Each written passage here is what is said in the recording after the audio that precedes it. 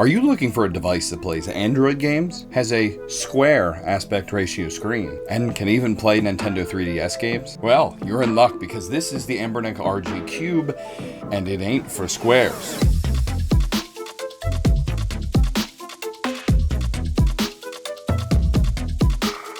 Alright, this little handheld. You really need to pay the internet bill. This again. They keep threatening to shut it off and I'm almost finished copying all of Netflix database. Okay, but why? I want to know why people like Bridgerton so much. AI is, not that smart. Smart enough to remember to tell the people about the nice sponsors. Oh yeah.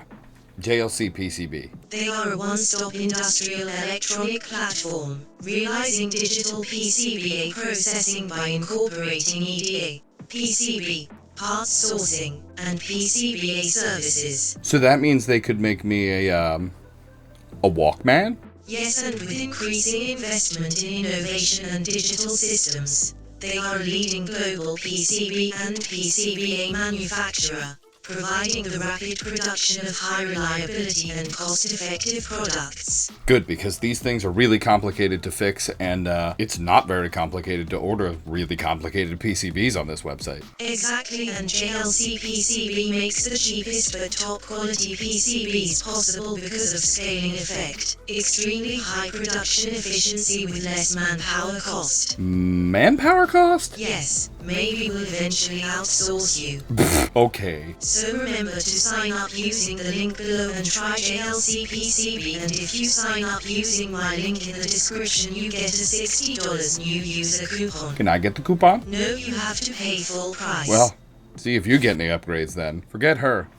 Let's talk about the RG Cube. This is the new cubed device from Anbernic, and it's a very interesting one because it doesn't really touch anything else in this category. We've had devices with square screens, but none with this much feature built into it and with Android. And it's got a lot of interesting hardware. So we're going to compare this to other stuff that's on the market still, and then get into the rest of it. So let's dive into the rest of this weird hardware. There's a lot of it. And what we'll start with is the 3.95-inch IPS screen, which is a 720 by 720 touchscreen. You've got RGB lights around the joysticks that are clicky and not squishy, in addition to Hall effect joysticks. On the front we have a D-pad that is squishy and not clicky, in addition to the Anbernic button and the home and back buttons on the front here, which are clicky and not squishy. Over on the right hand side we have another joystick, along with A, B, X, Y buttons that are squishy and not clicky. And at the bottom we have start and select buttons that are clicky and not squishy. On the left hand side of the device we don't really have anything other than a little bump to grab onto. On the right hand side of the device we have a volume rocker which is clicky and not squishy, in addition to the power button,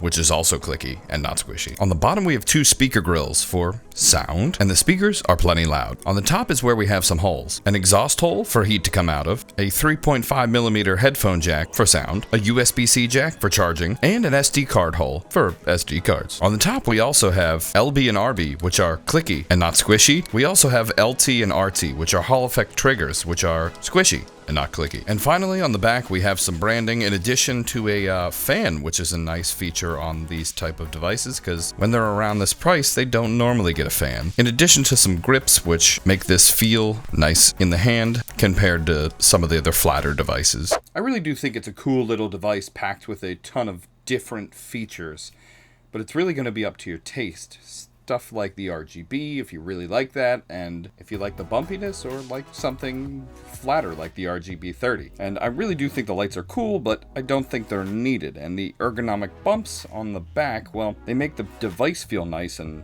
grippy in your hands, but it makes it much thicker than it needs to be. Other than that, I think it's a great little device. But we should really talk about some of this software, because that's where it gets interesting, and this thing plays a lot more than other square handhelds. Starting off with all of our 8 and 16-bit era game consoles. Everything from these eras and below plays fantastic. Things like the Game Boy Color work very well and has a nice screen overlay. Moving on to the Game Boy Advance, this also has an overlay and scales fantastically on this 1x1 screen. We have plenty of room if we want to blow it up or get a higher render resolution on this device. The PS1 also plays fantastic on this device, being able to speed it up plenty. The N64 also plays great on this device. It has plenty of inputs and joysticks, so you're able to get the full collection playing here, and everything of that power level. Moving up to the Nintendo DS, the entire collection will play, in addition to having a touchscreen on this square aspect ratio screen, means that stuff like WarioWare Twisted and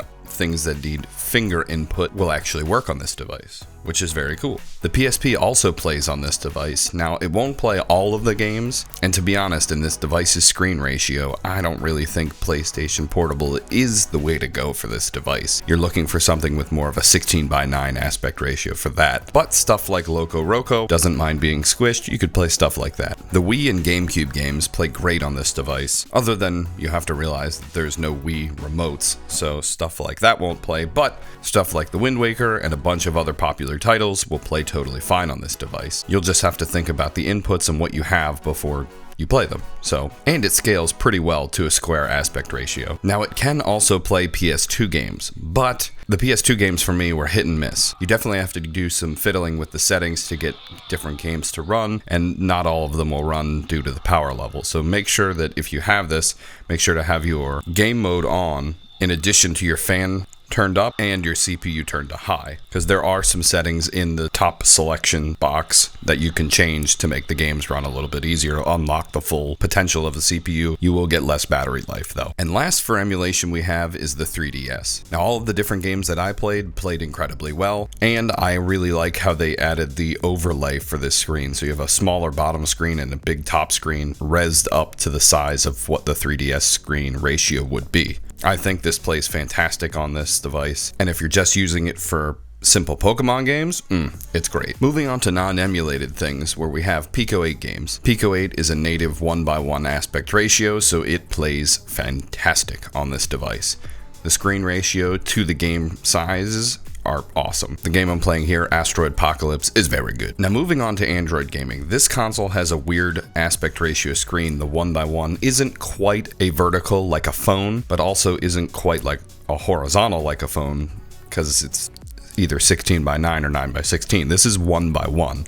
So if your games aren't optimized very well, stuff like Vampire Survivors is going to look weird, or some other games might look weird. Now, I noticed on Diablo Immortal, it didn't look weird. It played really well, but stuff like Shredder's Revenge, I noticed they will crop the top and the bottom, and actually they put on a little overlay so that it actually looks normal and takes up the whole screen ratio, which is cool. So your mileage may vary for different games on Android based on how well the developer is optimized for different screen sizes. And this device does have Anbernic's key mapping software, which is a little janky, but once you figure out how to use it, it actually works incredibly well. That being said, this cube can get a lot done.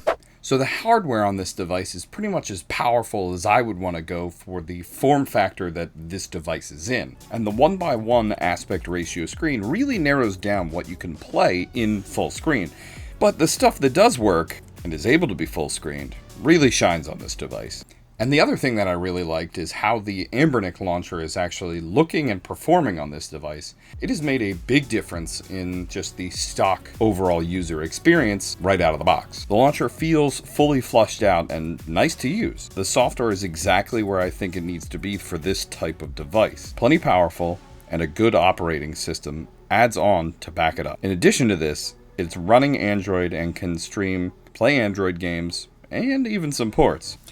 Now, this brings us to a few different issues that Anbernic's had recently, which is, one, with this device specifically, was the light bleed at the top of the screen. I did notice it when I was using games that had like a dark bar at the top and the bottom, because the aspect ratio wasn't lined up correctly, but where I was using full screen games, I didn't actually notice a difference at all. If you're using it on the 50 and higher % brightness, it didn't really make a difference. So I wouldn't be too worried about that. We also had some people finding unlicensed ports in SD card folders, where I didn't find any on my device. Let me jump in here. Thank you to litnxt.com for sending this over. And you forgot the 8-hour battery life. Okay. It's much better than previous devices that would just leave the console on but turn off the buttons and screen. And speaking about other products on the market, we have the RGB 30, which is also another square aspect ratio style screen, handheld, if you were looking to emulate a little bit less power-wise and keep it very thin, but still have a nice 1x1 aspect style screen. They're generally pretty similar in very many ways, but the Anbernic is Android and the RGB 30 is Linux-based, so you won't be getting any extra add-on games down the line. You'll just be getting the systems that are available to be played pretty much now. I think this is a good 1x1 aspect ratio screen for Pico 8 games, and games of all the consoles that it can emulate. I have a video on it down in the comment section below. I do think that the RG Cube, it just feels a little bit nicer. And if you're knowing what you're getting into, I don't think you're going to have an issue with, either of these devices. So definitely take a look at the RGB 30 if you'd like to take a look at that more. Take a look at the review and see what's up about that device, because it's another 1x1 aspect ratio style screen. Or take a look at some of the other Android devices we've been reviewing on this channel, because there are a ton of them at this point, and game consoles and all that other stuff. So if you'd like to see more, hit subscribe so you're notified when these go out, or take a look at these right here, because we do them all the time. That's all I got. Davey out.